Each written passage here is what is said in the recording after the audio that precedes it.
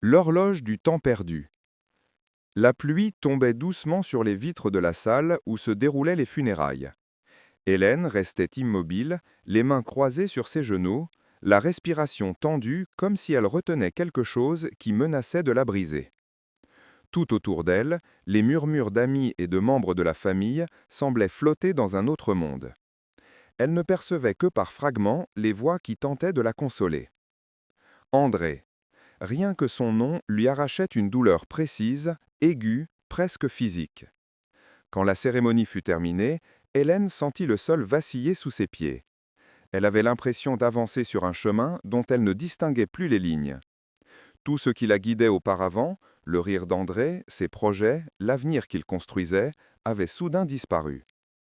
Quelques jours plus tard, on sonna à sa porte. Un notaire lui remit une petite boîte en bois sombre, si légère qu'elle semblait vide. Sur le dessus, une gravure discrète. Pour que ton temps continue.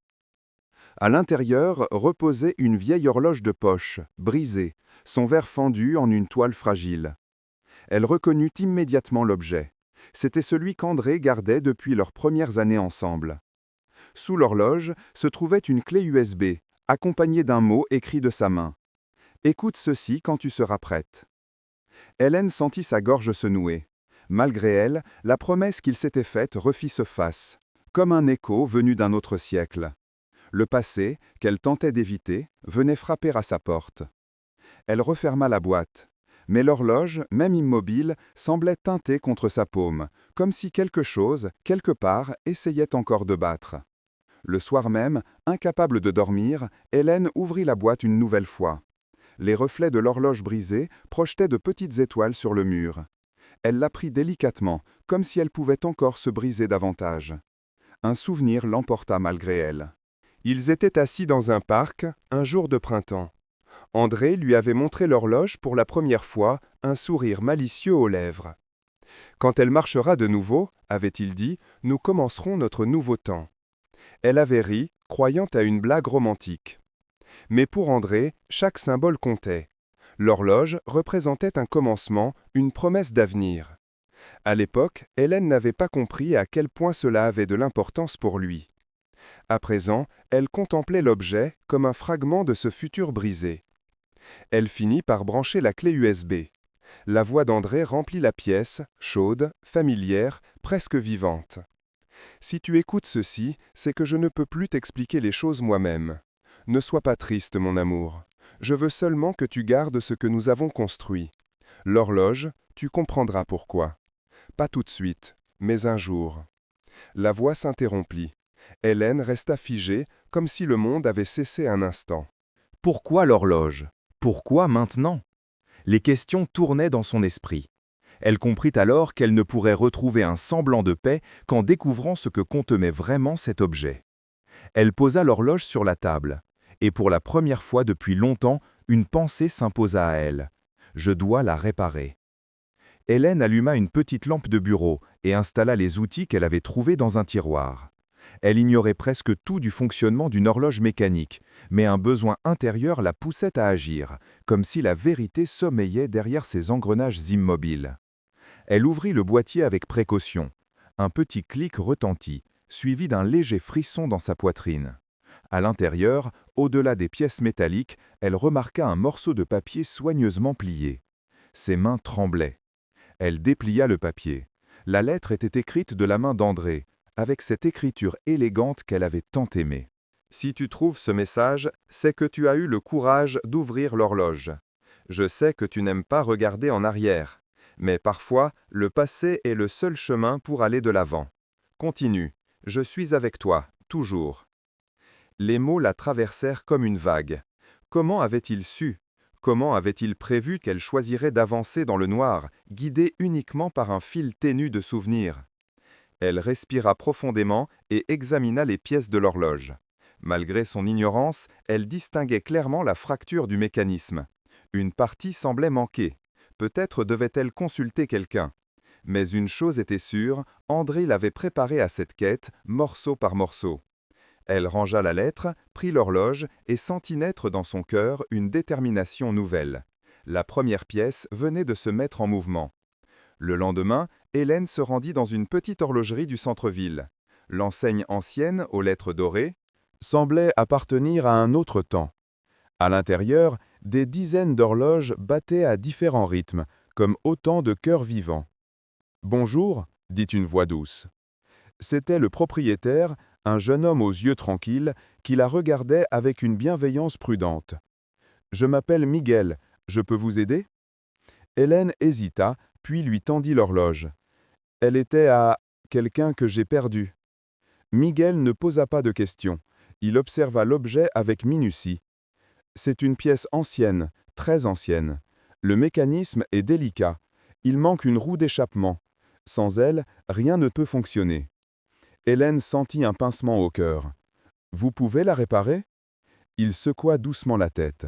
« Je peux vous prêter les outils dont vous aurez besoin, mais j'ai l'impression que cette horloge doit être réparée par vous. » Elle fut surprise. Comment avait-il deviné?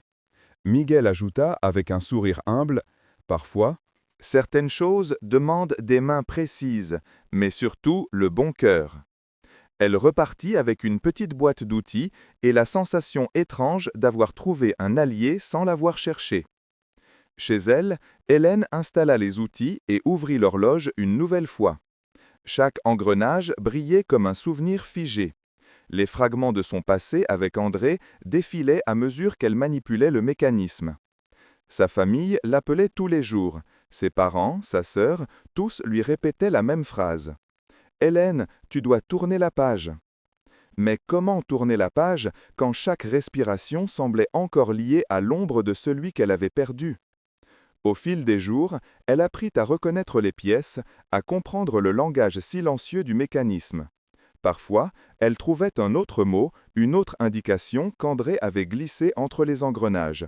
Il avait préparé cette horloge comme un parcours de guérison. Pourtant, plus elle avançait, plus le poids du passé semblait l'écraser. Elle se sentait tiraillée entre deux mondes, celui d'hier, où André vivait encore dans ses souvenirs, et celui d'aujourd'hui, où elle devait continuer seule.